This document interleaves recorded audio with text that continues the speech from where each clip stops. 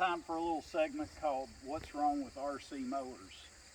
First of all, it does things that I don't know of any other piece of equipment out there can do. So that's the reason it hasn't been returned. The balance, the overall maneuverability of the unit is great. A lot of design problems with it though. Where do I start?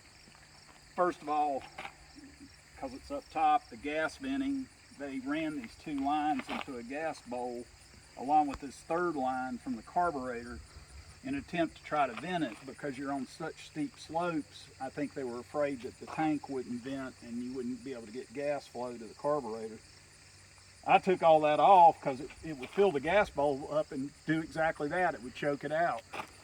So we put check valves on it to allow it to vent, but not the air coming in can come from this, but it's still vented through the cap. Hadn't had any problems since we changed it. Gasoline motors, we all know all the wonderful problems they have, and this is very typical of the Kawasaki design. Many lawnmower engines, commercial and residential, have the same problem. It's fine except on a slope mower where you're bouncing it around, it's climbing up trees, it's jerking around. This thing will not stay on. You can bend I've tried tightening these little cheesy metal clamps that dig into plastic, and they will not stay on. It's amazing. I haven't lost it. Again, I've talked about this before. This light, strobe light, and the camera are mounted up here from the factory, which means they get hit by every branch, every limb you go under a tree. And if you flip it or roll it, that's the highest point on the roll bar. It gets smashed. Along with this wonderful air breather that they had, a big square boxy one that Kawasaki sells, which was horrible. I bought this one. It's an original Kawasaki. And we remounted the strobe down low along with the camera to protect it, and that solved a lot of problems. Again, brush and limbs and stuff are the biggest issues. Now for the biggie, the mowing deck is a piece of junk. It's a Gravely mowing deck that they just bought to build the mower, and they're stamped steel pulleys, idlers. I mean, it's a good heavy commercial mowing deck for finish mowing, but where their biggest problem is they sell it with a reaper blade. I could go get one and show you, but it's like a little bush hog blade, and it just tears the deck all to pieces. But probably one of the biggest design flaws, and I modified it the first week because it's a pain in the butt. If a belt jumps off and you need to change a belt, you had to take the tension out of the spring by a hook or crook. They didn't give you any method to do it. It was mounted to a fixed point. So I changed it and built this little lever. I can flip around and pop the belt right off. And I've got another one over there on that end. But even with that, the biggest flaw with it is that if you jam a blade, which is going to happen, you're going to run up on a stump or a rock, you don't know it until you see smoke boiling out of the machine with the belt slipping. You can even see this belt's about chewed up. I've been through over 20 belts in 79 hours now on this machine. I've had to put guides, blocks to keep the belts from slipping off of it because it's very low tolerance. Everything's got a lot of slop in it, so belts are easy to jump off. But if you throw one with a factory deck, you're stuck. And the two drive belts that run the hydrostatic tractor drive, they're up underneath the machine. You can't crawl on the ground to get to them. You can't do anything. The machine's got to be drug off of a hill somehow. Crane, winch, tow truck. I've got a big forklift I can do it with. And then you got to pick it up overhead to work on it. Just no serviceability in the design. Then this opens up by a catch that you can't even see, but you can stick your hand if you know where it is and release it.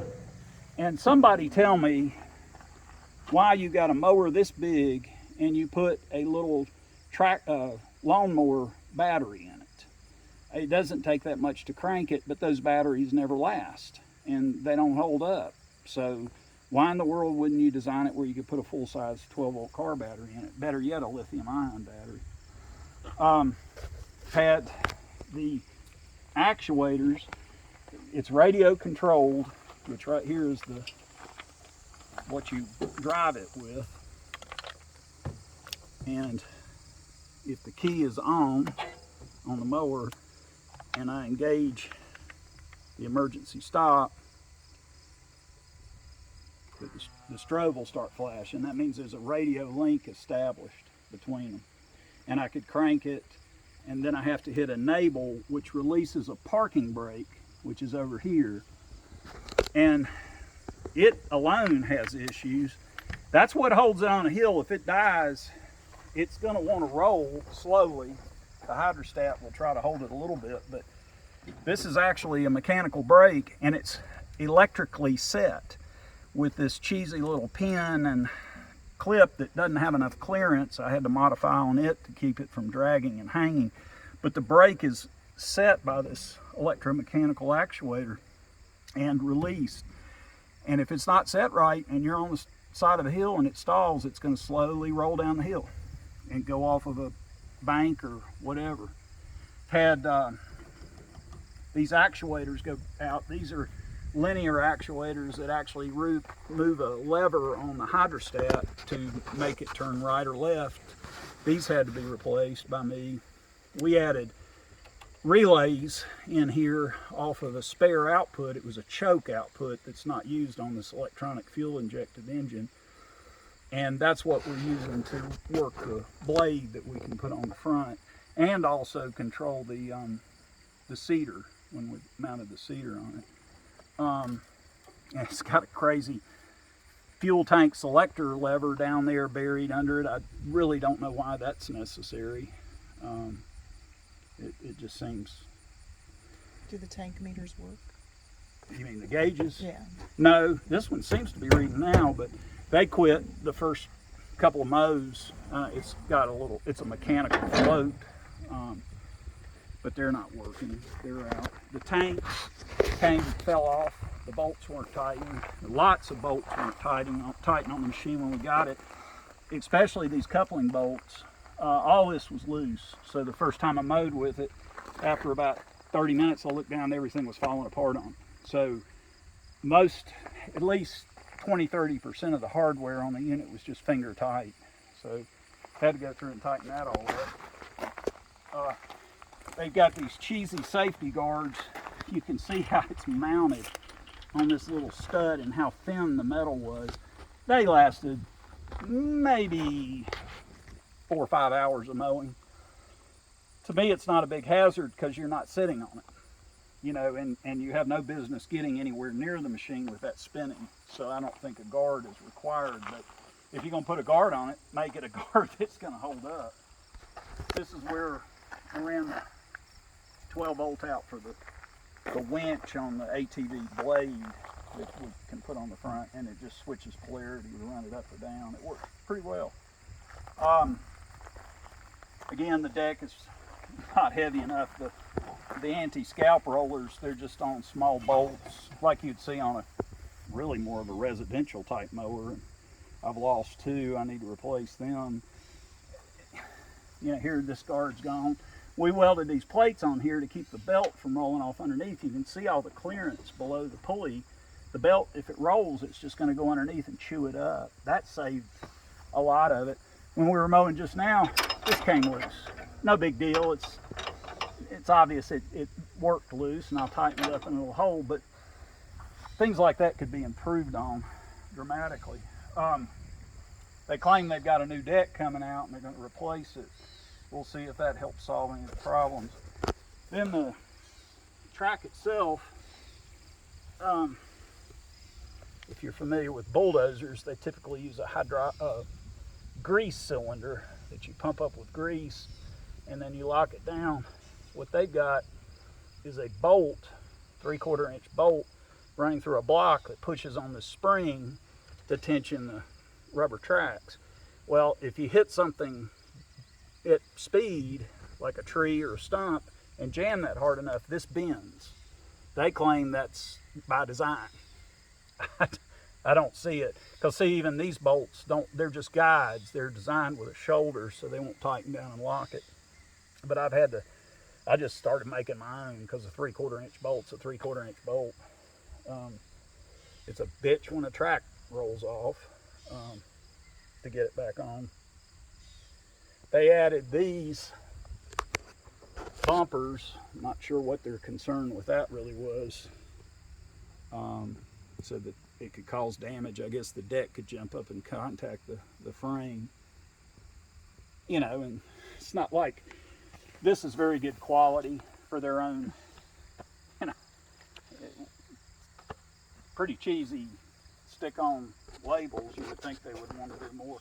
They advertise 72-hour part shipping guarantees. They are assembled in the U.S. You can't tell me that 90% of that's not foreign made. Would be such a beautiful machine if it was electric. Pull that Kawasaki off, put an electric motor down to drive the two hydrostats. Hydro Gear makes the hydrostat, and they actually make an integrated electric motor for that hydrostat, all sealed. You just run the electric motor to make it go forward and reverse and torque up and torque down. Eliminate all belts on the drive. Same thing with the mowing deck. We'll show you the Mean Green machine we got, but there's an electric motor on this. Has 3 blades, and on the Mean Green, which is the same width, 60 inch, there's an electric motor on each blade. No pulleys, no belts, and if you hit something and it stalls, the controller automatically shuts that motor down, and you can keep right on mowing with that one jammed up. Doesn't slow the machine down, doesn't affect the other 2 blades. If that piece falls out, that stump or rock, it'll start right back up and spins up. No harm, no foul. Any mower, that is such an advantage. And Hydro Gear, which makes the drivetrain for this, makes it for Mean Green, probably makes it for everybody out there doing anything hydrostat, and they make it with the electric drive right out the bat. All you got to do is put and a lithium iron phosphate battery wouldn't weigh a whole lot more than that motor, and it sure wouldn't take up any more space. If you put a 20 kilowatt hour lithium iron phosphate battery in here, you could probably even lower the center of gravity some, which would make it more stable, and I guarantee you'd mow 8 or 10 hours on the charge. It would be quiet, safe, a whole lot less likely to break on the side of the hill. But what they've concentrated on, which is what everybody else is, now they're offering an RTK satellite control unit. So I could map out that hillside, and once a month or whatever interval, I go out and fuel this thing up and crank it up and turn it on, and the satellite guides it, and it mows that hill just like a golf course. It would be beautiful until it breaks down 3 times up on the side of the hill, and I have to winch it off the hill to fix it. Why automating mowing with this unit was more important than getting the mechanics of it right, I'll never know. But I know nothing, and young people are a lot smarter than me. So this is what I was talking about with the RC mower. This is a Mean Green, which we'll do a review of here in a minute. And this is a 3-bladed mowing deck. For one thing, the deck, it's a heck of a lot heavier. One thing I'm not real keen on with this is it's an aluminum deck, but it is ridiculously heavy. It's probably 1/4 inch gauge. But it's an electric motor driving the spindle directly to the blade. No belts, it's just an electric cable coming off of a motor controller inside. So you eliminate all the mechanical problems with belts, pulleys, and everything else. And each motor is controlled with its own controller. So if it jams or overloads, the controller's electronics automatically shut it down or cut it back to prevent any damage to it. And then if I've done it many times, I've thrown a stump up in there and jammed the blade, I get a red indicator light that says it's jammed. I get a warning on the screen, and I've had the piece fall out, and then this blade starts back up and keeps cutting. Or I can stop and get it out, which is what most people would do. But this is so much simpler. Oh, and the drive for the wheels is exactly the same drive that's on the Caterpillar tracks of the RC mower, made by the same company, but this has an electric motor input to it. Basically the same motor driving this one hydrostat with no belts and no pulleys. And the biggest beauty of it is it doesn't, one blade motor or drive motor doesn't affect the other. And that's the review of the RC mower.